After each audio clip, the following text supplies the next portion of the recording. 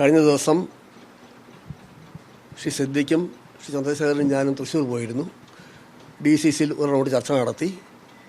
പിന്നെ ഇന്നിപ്പോൾ അവിടുത്തെ സ്ഥാനാർത്ഥിയുടെ ആയ മുൻ KPC പ്രസിഡന്റ് ശ്രീ K. മുരളീധരനെ കാണാൻ വേണ്ടി ഇവിടെ വന്നത്. അദ്ദേഹവുമായിട്ട് സംസാരിച്ചു. ഈ പ്രോസസ് തുടരുകയാണ്. ഇനിയും പലരെയും കാണാനുണ്ട്. തൃശ്ശൂരിലെ പരാജയം ഒരു വലിയ ആഘാതമാണ് കോൺഗ്രസിനേറ്റത്. ഒരിക്കലും പ്രതീക്ഷിച്ചല്ല. K. മുരളീധരനെ പോലെയുള്ള ഒരു പ്രഗത്ഭനായ സ്ഥാനാർത്ഥി അവിടെ മൂന്നാം സ്ഥാനത്താകുക എന്ന് പറയുന്നത് ചിന്തിക്കാൻ സാധിക്കുന്ന കാര്യമല്ല. അതിൻ്റെ കാരണം കണ്ടെത്തലാണ് ഞങ്ങളുടെ ചുമതല. ഞങ്ങൾ ആ ചുമതല നിർവഹിക്കും. അദ്ദേഹത്തിനാണ് ഓൺ ദ സ്പോട്ട് കുറച്ചുകൂടെ അഭിപ്രായം പറയാൻ സാധിക്കുന്ന ആൾ. അതുകൊണ്ട് അദ്ദേഹത്തെ കാണാൻ വന്നതാണ്. അദ്ദേഹത്തെ കണ്ട് സംസാരിച്ചിട്ടുണ്ട്. നേതൃയോഗത്തിൽ ഇത് വരേണ്ട ആവശ്യമില്ല. കാരണം ഞങ്ങളുടെ ഇത് പൂർത്തിയായിട്ടില്ല. ഞങ്ങളുടെ പ്രോസസ്സ് നടക്കുന്നേ ഉള്ളൂ. ഇനിയും തൃശ്ശൂർ പോകേണ്ടി വരും, പലരെയും കാണേണ്ടി വരും. അത് കഴിഞ്ഞ് ഞങ്ങൾ റിപ്പോർട്ട് കൊടുക്കത്തുള്ളൂ. ഇത് ഈ വിഷയം നേതൃയോഗത്തിൽ വരേണ്ട കാര്യമില്ല. പക്ഷേ തൃശ്ശൂരിലെ പരാജയം എന്ന് പറയുന്നത് കേരളത്തിലെ കോൺഗ്രസിന് UDFനുണ്ടായ വലിയ ആഘാതമാണത്.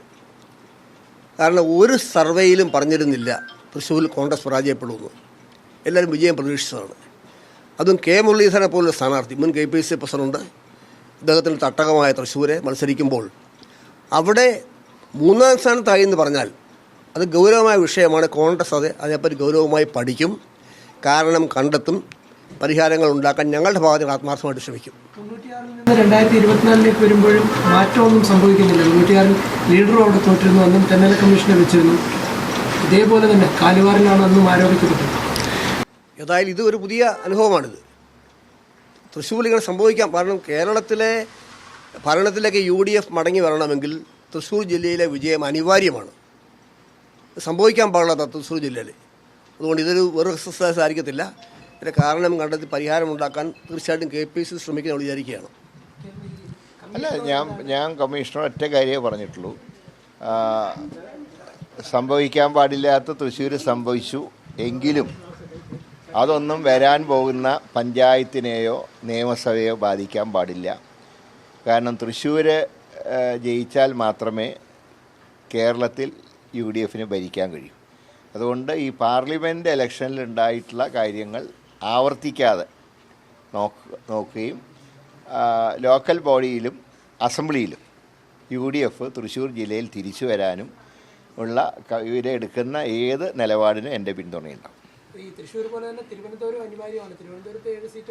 അല്ല, അതിപ്പോൾ ഇവരുടെ ചുമതല തൃശ്ശൂരിൻ്റെയും 2 സ്ഥലം പരാജയപ്പെട്ട സ്ഥലത്താണ്. മറ്റേത് മൊത്തത്തിൽ അവലോകനം പാർട്ടി നടത്തും. അല്ല, അതിൻ്റെ ഇപ്പോൾ അതിനെക്കുറിച്ച് ഒരു ഡിബേറ്റിൻ്റെ ആവശ്യമില്ല. ഇവിടെ അതല്ലല്ലോ പ്രശ്നം. ഇവിടെ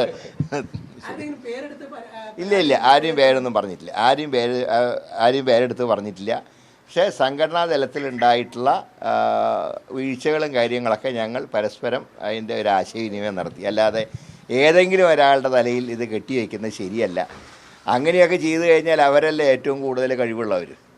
ഇപ്പോൾ K. മുരളീധരനെ തോൽപ്പിക്കാൻ ഇത്ര ലക്ഷം വോട്ട് മറിച്ചു എന്നൊക്കെ പറഞ്ഞാൽ അവർ മാന്യന്മാരല്ലേ? അത് ശരിയല്ലല്ലോ.